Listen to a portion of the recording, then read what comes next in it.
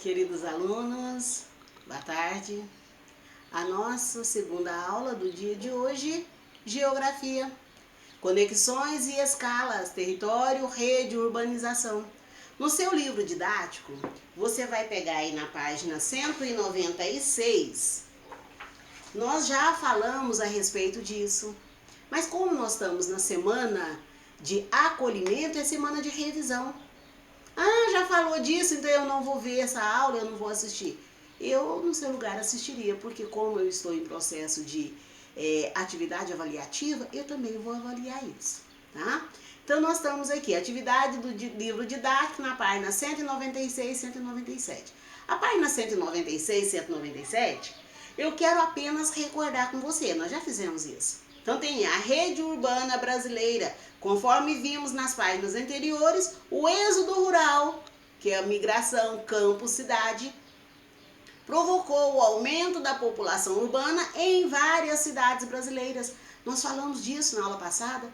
Nós fizemos uma atividade sobre migração campo-cidade, êxodo rural, né? E falei a respeito, mandei para você um texto a respeito disso. E temos aqui, a migração de pessoas do campo para a cidade contribuiu para que a quantidade de cidades crescesse bastante. Veja os mapas a seguir. E aqui você tem mapa mostrando as cidades lá em 1940, depois 1980 e 2010. Mostrando para você quais eram as cidades que tinham mais de 100 mil habitantes em 1940. Você pode ver que tem um pouquinho pontinho vermelho aí, né? Depois tem 1980, porque já tinha passado aquele boom, né? Porque 1970 foi quando a população rural passou a ser menor que a população urbana. Teve várias pessoas que insistiam em colocar 1980. E nós já tínhamos visto isso por 2 vezes. Mas agora aqui você sabe que esse 1980 aqui está mostrando quando ela já havia aumentado. E não exatamente no momento que ela aumentou. Então aqui você pode ver que já tem muito mais cidades com mais de 100 mil habitantes. Depois você tem aqui 2010 e aí ainda aumentou mais as cidades. Por quê? Entende-se que essa região é uma região mais desenvolvida. A gente sabe que tem mais comércio, mais indústria e automaticamente maior oferta de emprego. Mas também tem muita gente procurando esses empregos. Então tem mais procura pelo emprego do que oferta de emprego. Senão a gente não teria um índice tão grande de desempregados, que vai aumentar ainda depois dessa pandemia, né? Já está aumentando e vai continuar muito maior por um período. Então nós temos aqui, observe o mapa e identifique quais áreas do território brasileiro possuem a maior quantidade de cidades com mais de 100 mil habitantes. Você já fez? Ótimo. Você não fez? Faça.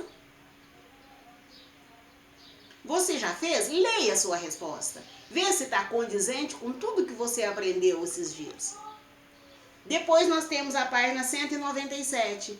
A paisagem das cidades também mudaram ao longo do tempo. Claro que muda. Tem a intervenção do homem. Então nós temos aí a Avenida Paulista. Vamos prestar atenção no texto. Ao longo do tempo, além do aumento da quantidade de cidades em nosso país, a paisagem das cidades também sofreram transformações.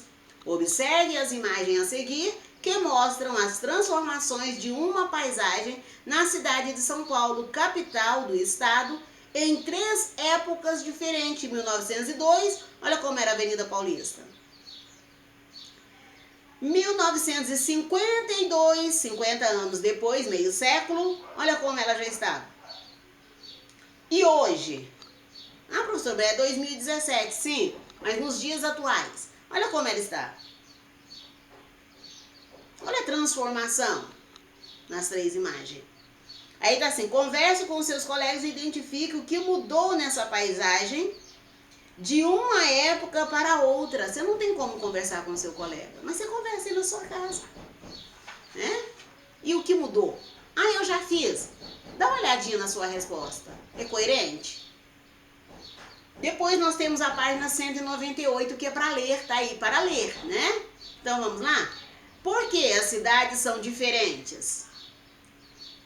As cidades se diferenciam por vários aspectos, como a área que ocupam, os tipos de construção que abrigam, as atividades econômicas que desenvolvem e os serviços que oferecem.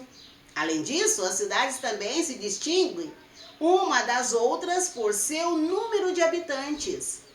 Quanto maior a população, maior a transformação daquela cidade, né?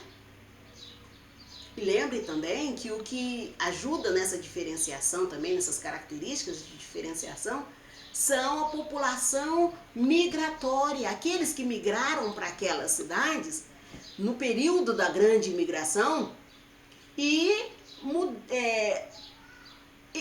se identificou com aquela cidade fazendo construções que eram pertinentes da sua terra natal. Pensa numa cidade onde a grande migração foi italiana. As construções, vamos pensar em São Paulo. Pensa em São Paulo, pensa na Liberdade. Liberdade, nós falamos outro dia, na aula na última semana agora, é um bairro da cidade de São Paulo onde a grande quantidade de imigrantes eram japoneses. Hoje nem tanto, mas era muito japonês. Característica do bairro, japonês. Aí você pensa lá no Bexiga, os italianos, característica italiana. E assim, aquela população que migrou, ela dá um toque da sua terra natal, até para se sentir em casa. Então, isso faz toda a diferença. Tá?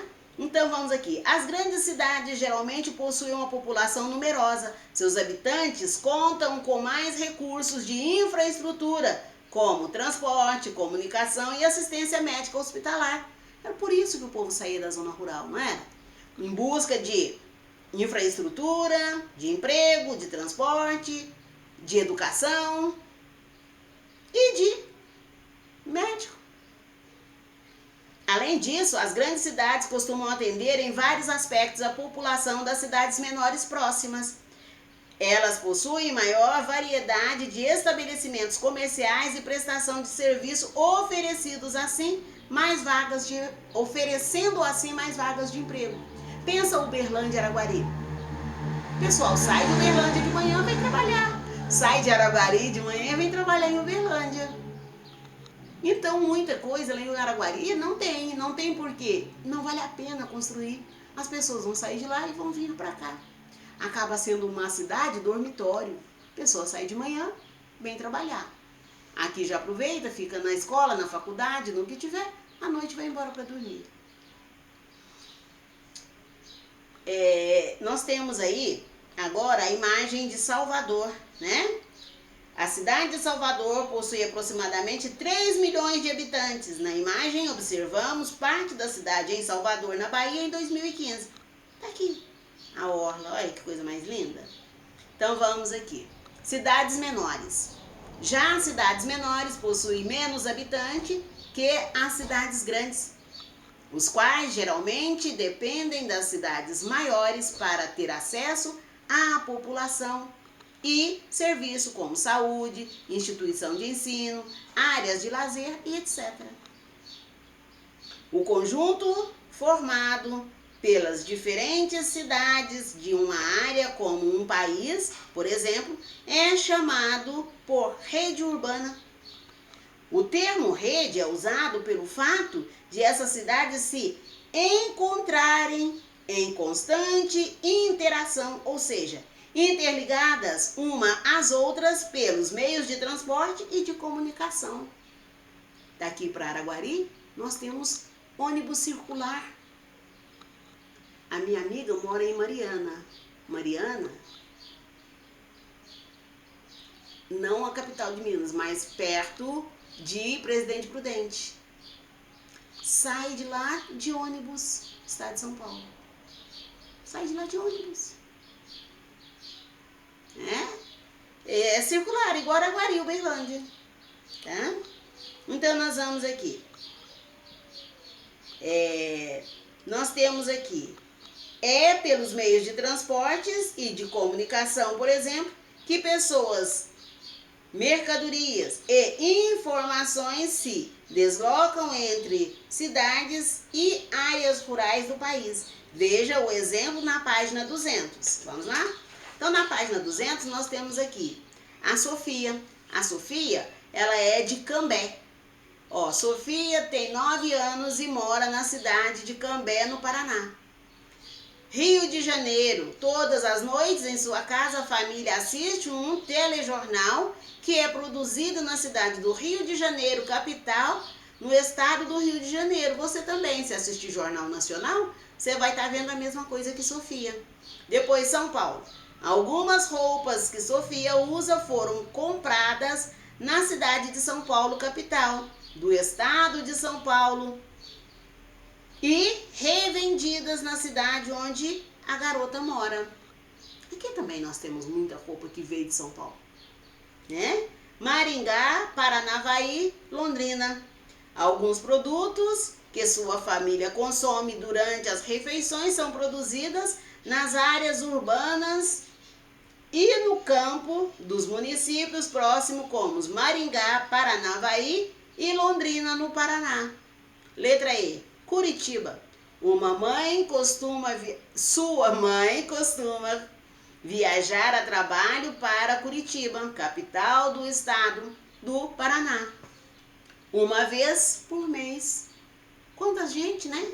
Mora aqui, trabalha aqui, mas vai lá em Belo Horizonte, porque é a empresa de lá, e ela vai lá prestar conta. Londrina. Sofia estuda em uma escola localizada na área urbana de Londrina, no Paraná, e mora em Cambé. A pessoa mora em Araguari e estuda aqui na UF. Mora em Araguari e estuda aqui no... qualquer outra escola. Lá no Zé Inácio, tá? Às vezes estuda lá mesmo, mas pode vir para cá estudar. Principalmente se for uma escola com mais condição de prestar bom ensino. Sai de lá e vem estudar aqui no Gabarito? Sai de lá e vem estudar aqui no Objetivo? Não sei, mas só acontece. Então, nós temos aí: converse com seus colegas e identifique de que maneira os meios de comunicação e transporte promoveram a interação entre Sofia e as áreas urbanas e rurais de diferentes municípios. Como? Nós viemos em história agora há pouco falando dos meios de comunicação. Lá na sequência tem meios de transporte. Conforme podemos perceber, embora a garota Sofia more na cidade de Cambé, no estado do Paraná, pelos meios de comunicação e de transporte, ela e sua família estabelecem interações com todas as cidades e áreas rurais do país ao realizarem atividades do dia a dia, como assistir ao telejornal, consumir variados produtos ou ir à escola diariamente. Aí na página 201 e 202 é as atividades que eu quero. Agora tem as atividades. Observe as imagens a seguir. Rio de Janeiro, em Ipanema, em 1970. Vista de Ipanema, no Rio de Janeiro, em 2017. Olha a diferença. Não é só pela cor não, tá, gente? Quanto tempo se passou entre as duas fotos? O que mudou na imagem do bairro de Ipanema de uma época para outra? Que elementos permaneceram na paisagem? Letra C. Sua opinião.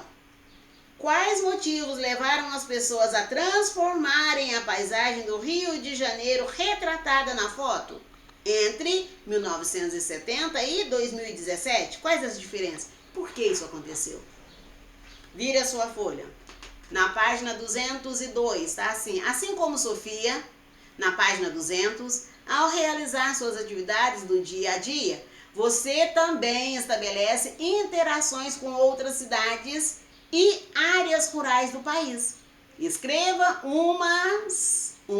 nas linhas abaixo algumas atividades que você realiza diariamente e que o fazem interagir com cidades e áreas rurais de outros municípios. Depois, preencha o esquema abaixo com as informações que você identificou. Se é pessoal, precisa ser preenchido.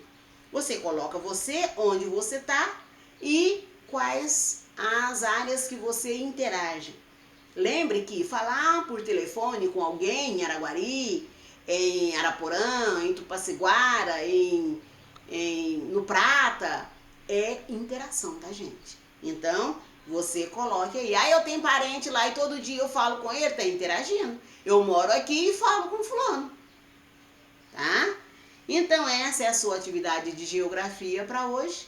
Na próxima aula de geografia, nós voltamos com as correções, tá? Lembre que eu estou fazendo revisão e vou fazer, à medida que for avançando, atividades avaliativas. Fazer tudo ao mesmo tempo, não, mas eu farei. Então, vamos prestando atenção, vamos acompanhando, porque nós precisamos estar em dia com os nossos conteúdos, ok? Então, para a aula de hoje é só, e daqui a pouquinho nós voltamos. Tchauzinho!